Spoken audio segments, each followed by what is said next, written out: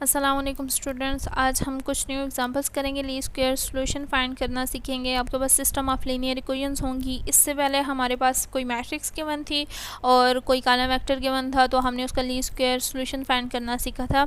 अब हमारे पास है सिस्टम ऑफ लीनियर इक्वेशंस है। आपके पास यहाँ पे देखें 4 सिस्टम ऑफ लीनियर इक्वेशंस हैं, 4 लीनियर इक्वेशंस है। आपके पास एक सिस्टम है और अगर आप इसका गॉसियन एलिमिनेशन से सॉल्यूशन फाइंड करते हैं तो जो आपके पास सॉल्यूशन वेक्टर आएगा वो जब हम बैक टू दिस सिस्टम किसी भी लीनियर इक्वेशन में पुट करते हैं तो वो उसको सेटिस्फाई करता है। तो अब यहाँ पे अगर आप गॉसियन एलिमिनेशन से अगर ये सिस्टम सॉल्व हो जाता है, पहले तो अगर ये इनकन्सिस्टेंट है मतलब इसका सॉल्यूशन ही नहीं आएगा सही। अगर आपके पास कोई वैल्यू आ जाती हैं, फ़र्ज़ किया इन दोनों इक्वेशंस को सॉल्व करते हुए आपके पास x1 x2 की जो वैल्यूज़ आती हैं वो इन दोनों को तो सेटिस्फाई करेगा, लेकिन बाकियों में भी सब को ना करे, तो right hand side equals to left hand side नहीं आती। तो इस केस में जब आपके पास इनकन्सिस्टेंट सिस्टम हो जाते हैं तो फिर हम लीस्ट स्क्वायर सॉल्यूशन फाइंड करते हैं, विच इज़ अप्रोक्सीमेट सॉल्यूशन हम कह सकते हैं। तो ये जो आपके पास अगर सिस्टम ऑफ लीनियर इक्वेशंस में भी क्वेश्चन गिवन है और ये देख लें आपके पास 2 अननोन्स हैं और 4 लीनियर इक्वेशंस हैं, इस केस में आप इसको सॉल्व नहीं कर सकते, इसका एग्जैक्ट सॉल्यूशन फाइंड नहीं कर सकते। तो हम क्या करेंगे, लीस्ट स्क्वायर सॉल्यूशन को यूज़ करते हुए, लीस्ट स्क्वायर मेथड को यूज़ करते हुए हमने इसका सॉल्यूशन फाइंड करना है।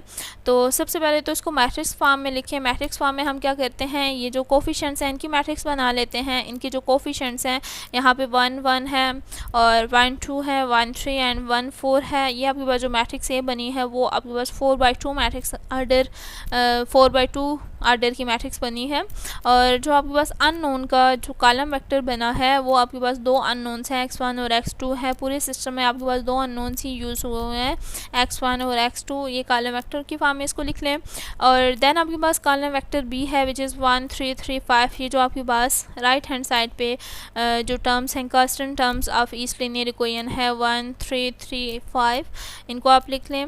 और देन अब इसको उसी मेथड से सॉल्व करना है जिससे हम पहले भी कर चुके हैं। अच्छा, ये आपके पास जो सिस्टम है, ये जो मैट्रिक्स फॉर्म बनी है, सिस्टम को हमने मैट्रिक्स फॉर्म में कन्वर्ट किया है। ये किसी और मेथड से सॉल्व नहीं हो सकती, ना इनवर्स से ना क्रैमर से। गॉसियन से अगर हों भी तो आपके पास सॉल्यूशन सही नहीं आएगा या इनकन्सिस्टेंट सिस्टम बन जाएगा। तो आप क्या करते हैं, लीस्ट स्क्वायर मेथड यूज़ करते हैं, वही आपने काम करना है, ए ट्रांसपोज इंटू ए करना है। ये जो गिवन मैट्रिक्स है 4/2 आर्डर की जो मैट्रिक्स है इसका ट्रांसपोज लें, कॉलम को रोज़ में चेंज करें या रोज़ को कॉलम्स में चेंज करते हैं, आपकी मर्ज़ी है, बात एक ही है। और A transpose of given matrix A हमने फाइंड कर लिया है। इनको आपस में मल्टीप्लाई करना है। मल्टीप्लिकेशन बिल्कुल उसी तरह है जैसे हम यूजुअल मल्टीप्लिकेशन करते हैं। फर्स्ट रो को फर्स्ट कॉलम के साथ मल्टीप्लाई करना है, उसी तरह फर्स्ट रो को सेकंड कॉलम के साथ मल्टीप्लाई करना है। जब आप फर्स्ट रो को फर्स्ट कॉलम के साथ मल्टीप्लाई कर रहे होते हैं तो यहाँ पे ये फर्स्ट रो की फर्स्ट एंट्री होती है। जब आप फर्स्ट रो को सेकंड कॉलम के साथ मल्टीप्लाई कर रहे होते हैं तो ये फर्स्ट रो की सेकंड एंट्री होती है। तो जब आप सेकंड रो पे जाते हैं तो ये सेकंड रो पे यहाँ पे सेकंड रो की फर्स्ट एंट्री होती है अगर फर्स्ट कॉलम के साथ मल्टीप्लाई कर रहे होते हैं। तो अगर सेकंड रो को सेकंड कॉलम के साथ मल्टीप्लाई करेंगे तो ये सेकंड रो की सेकंड एंट्री होगी। तो इस चीज़ में कंफ्यूज नहीं होएगा। और अक्सर आप लोग क्वेश्चन गलत कर देते हैं, दरमियान में प्लस का साइन आएगा और कॉरस्पॉन्डिंग एंट्रीज आपस में मल्टीप्लाई होंगी और वही इनकी सिंप्लीफिकेशन हो के आपके पास आंसर जो आ गया वो है 4 10 10 एंड 30। और आप देखेंगे जब भी आप ए ट्रांसपोज इंटू ए करेंगे तो ये आई थिंक एंट्रीज सेम रहती हैं। और अब चेक भी कर लीजिएगा, I am not sure about that कि वाकई जब ट्रांसपोज के साथ किसी मैट्रिक्स को मल्टीप्लाई करते हैं, क्योंकि अभी तक जो भी मैंने काम किया ये दोनों एंट्री सेम आई हैं। और देन आपके पास ए ट्रांसपोज इंटू बी आपने करना है। ए ट्रांसपोज वही जो आपके पास अभी गिवन हमने फाइंड किया है, देन बी जो कॉलम वेक्टर गिवन हमने बनाया है मैट्रिक्स फॉर्म में जब सिस्टम को कन्वर्ट किया है, इनको आपस में मल्टीप्लाई करेंगे। वही फर्स्ट रो को फर्स्ट कॉलम के साथ मल्टीप्लाई करें। अच्छा, सबसे पहले आप ये भी देखते होते हैं, यहाँ पे तो पॉसिबल होगा ही क्योंकि जो गिवन सिस्टम है वो इसी तरह का उसका स्ट्रक्चर है कि हम फाइंड कर सकते हैं। जब भी आप मल्टीप्लिकेशन ऑफ मैट्रिसेस कर रहे हो तो आपने सबसे पहले तो ये देखना है क्या वो कंफर्मेबल फॉर मल्टीप्लिकेशन है कि नहीं। आया यहाँ पे इसकी फ़र्स्ट जो मैट्रिक्स है उसके number of columns second matrix के नंबर ऑफ़ रोज़ के इक्वल हैं कि नहीं, देन आप मल्टीप्लिकेशन कर सकते हैं। ये आपके MCQs बेस्ड क्वेश्चंस हैं। आपको इतनी बड़ी मैट्रिसेस दी जाती हैं और इस मल्टीप्लिकेशन जो मैट्रिक्स आएगी वो क्या बनेगी, ऑप्शंस में वो दे दिए जाते हैं। तो सबसे पहले तो आपने वो कन्फर्मेबल होगी नहीं, क्योंकि MCQs में इतनी बड़ी आती नहीं है मल्टीप्लिकेशन।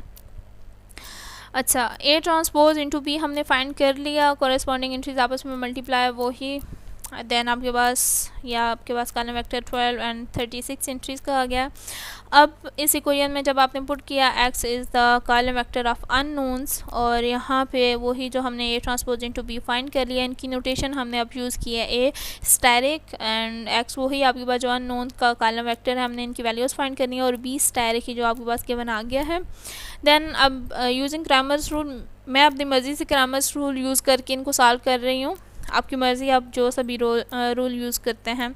सबसे पहले डिटर्मिनेंट फाइंड किया है, डिटर्मिनेंट से 20 आंसर आया which is not equals to 0। आपके पास जो गिवन मैट्रिक्स है ए स्टैरिक आपके पास जो बनी है वो नॉन सिंगुलर है, तो हम इसका सॉल्यूशन फाइंड कर सकते हैं सिस्टम का, और वही हमने काम किया है। फर्स्ट रो को आपने कॉलम वेक्टर के साथ रिप्लेस करना है। जब फर्स्ट अननोन की वैल्यू फाइंड कर रहे होते हैं, इनका डिटर्मिनेंट फाइंड करें, determinant of 2/2 matrix which is so easy, और जो डिटर्मिनेंट है उसको डिवाइड भी करना है डिनोमिनेटर में, देन को सॉल्व करें। अच्छा, ये 360 माइनस 360 आ गया है, 0 आ गया है, तो 0 जब नोमिनेटर में हो तो इससे कोई फ़र्क नहीं पड़ता, आपके पास 0 divided by any real number is 0, 0 divided by any real number except 0। यहाँ पे 0 नहीं होना चाहिए डिनोमिनेटर में, 0 by any real number except 0 is 0। तो अक्सर स्टूडेंट्स यहाँ पे भी गलती कर देते हैं, 0 by any number is infinity यहाँ पे आप लोग लिख देते हो। जब यहाँ पे कोई नंबर हो और यहाँ डिनोमिनेटर में 0 हो तो फिर आपके पास ये आता है आंसर, तब भी 0 आता है। अगर डिनोमिनेटर में इन्फिनिटी हो तब आंसर 0 आता है, अगर नोमिनेटर में 0 हो तो तब आंसर 0 आता है, अगर डिनोमिनेटर में 0 हो तो फिर आपके पास वो आंसर इन्फिनिटी आता है। अच्छा, x2 की वैल्यू हम फाइंड करने लगे हैं, वही सेकंड कॉलम को, अब जो मैट्रिक्स ए स्टैरिक है उसके सेकंड कॉलम को कॉलम वेक्टर b के साथ रिप्लेस करना है, इनका डिटर्मिनेंट फाइंड करना है, डिनोमिनेटर में वही 20 से डिवाइड करेंगे और इनको सिंप्लीफाई करके आपके पास आंसर 6/5 आ गया है which is the value of x2। तो अब आपके पास कॉलम वेक्टर जो सोल्यूशन वेक्टर आ गया है, लीस्ट स्क्वेयर्स जो सोल्यूशन आया है आपके पास, x1 की वैल्यू 0 आ गई है, x2 की वैल्यू 6/5 आ गई है। और अक्सर स्टूडेंट्स अगर सोल्यूशन में कोई एंट्री 0 आ जाए तो परेशान होते हैं और उसको सॉल्व करते रहते हैं कि 0 क्यों आया है। तो 0 भी रियल नंबर है, 0 से कोई फ़र्क नहीं पड़ता। 0 जैसे आपके पास ओरिजिन होता है, ओरिजिन से भी कोई लाइन पास कर रही होती है, ये सारी रियल लाइन्स ही होती हैं और ओरिजिन से पास कर रही होती हैं। x1 ये जो पॉइंट है ये 0। अच्छा जी, नेक्स्ट क्वेश्चन नंबर 2 है आपके पास। अगेन आपके पास 3 लीनियर इक्वेशन का सिस्टम है, 2 अननोन्स है अगेन। अच्छा, यहाँ पे मोर अननोन्स भी हो सकते हैं, मतलब यहाँ पे मैं 5 इक्वेशंस दे दूँ और 3 अननोन्स दे दूँ तो वो ज़रा लंबा काम हो जाता है, तो इसलिए मैंने ये 2 अननोन्स में ही रखा है इसको, क्योंकि जब आप A ट्रांसपोज इंटू A से जो आपके पास गिवन मैट्रिक्स है स्टैरिक आएगी तो मे बी वो 3/3 फॉर्म आ जाए, तो वो ज़रा लंबा काम हो जाएगा। जस्ट आपको मेथड ही सिखाना है, डिटर्मिनेंट भी आपको फाइंड करना आता है 3 से ज़्यादा ऑर्डर की मैट्रिसेस का। अच्छा, इसको मैट्रिक्स फॉर्म में लिखा है, वही काम हमने किया है। इसको हम गाउसियन एलिमिनेशन से उसको यूज़ करते हुए इसको सॉल्व नहीं कर सकते, इनकंसिस्टेंट होगा। और देन हम यूज़ करेंगे least square solution, matrix form में लिखेंगे और वही कोफिशिएंट की मैट्रिक्स बनाई है यहाँ पे जो कोफिशिएंट्स हैं। अच्छा, जो कोफिशिएंट मिसिंग होगा उसकी जगह आप, जो अननोन मिसिंग होगा उसकी जगह आपने 0 पुट करना होता है। Then column vector of unknowns, then column vector B जो आपके पास कांस्टेंट टर्म्स हैं सिस्टम की लीनियर इक्वेशंस में। अब इसको हम लीस्ट स्क्वायर मेथड से सॉल्व करते हैं। ए ट्रांसपोज जो आपके पास कोफिशिएंट मैट्रिक्स आई है उसका ट्रांसपोज लें, उनको आपस में मल्टीप्लाई करें, आपके पास मैट्रिक्स आ गई है। और देख लें यहाँ पे भी जब हमने ए ट्रांसपोज इंटू ए किया है तो ये दोनों एंट्रीज आपस में इक्वल हैं, मिरर एलिमेंट्स इक्वल हैं ये। और A transpose into B, then आपके पास एक और कॉलम वेक्टर आ गया है। अब इस मैट्रिक्स इक्वेशन में लिखें और इसको ए स्टैरिक डिनोट कर दें और इस वही कॉलम वेक्टर जो हमने सोल्यूशन फाइंड करना है। देन बी स्टेरिक है और डिटर्मिनेंट फाइंड करें। मैट्रिक्स इज़ नॉन सिंगुलर, अगर ये सिंगुलर है मैट्रिक्स वैसे तो नॉन सिंगुलर होगी। अच्छा, एक और बात, जब भी आप लीस्ट स्क्वायर मेथड से सोल्यूशन फाइंड कर रहे होते हैं तो हमेशा ये जो आपके पास सिस्टम बनता है वो कंसिस्टेंट होता है। ऐसा हरगिज़ नहीं हो सकता कि यहाँ पे आपके पास इस तरह का काम करके आप ये फॉर्म बनाएं और देन उसको सॉल्व करें तो वो सिस्टम इनकंसिस्टेंट हो। ऐसा कभी भी नहीं होगा। ये सिस्टम जो हम बनाते हैं ये हमेशा कंसिस्टेंट होगा, तो आपके पास लाजमी कोई सोल्यूशन आएगा। तो एग्जैक्ट तो नहीं आ रहा तो अप्रोक्सीमेट तो सोल्यूशन आएगा। देन वही आपने काम किया, x1 और x2 की वैल्यूज़ रिस्पेक्टिव वैल्यूज़ फाइंड कर ली हैं और ये आपके पास बेस्ट पॉसिबल अप्रोक्सीमेट सोल्यूशन आ गया which is least square solution. तो अब आप इनको चेक भी कर सकते हैं। ये जो x1 और x2 की वैल्यूज़ आई हैं, यहाँ पे जो given system of linear equations हैं इसकी किसी भी लीनियर इक्वेशन पुट करें, मे बी इक्वल आ जाए, right hand side equal to left hand side आ जाए, लेकिन अप्रोक्सीमेटली इक्वल आएगी। बिग एरर भी आ सकता है, लेकिन वो लीस्ट पॉसिबल सोल्यूशन यही इस सिस्टम का एग्जिस्ट कर सकता है। एग्जैक्ट तो नहीं कर रहा क्योंकि ये सिस्टम इनकन्सिस्टेंट है। जो हमने अप्रोक्सीमेट सोल्यूशन फाइंड किया है, x1 और x2 की जो वैल्यूज़ आई हैं हमारे पास, यहाँ पे पुट करके देख लें, आपके पास अप्रोक्सीमेटली इक्वल होंगी, not exact equal.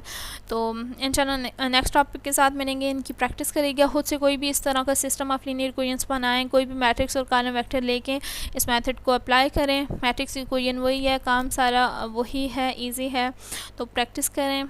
Best of luck, अल्लाह हाफिज़।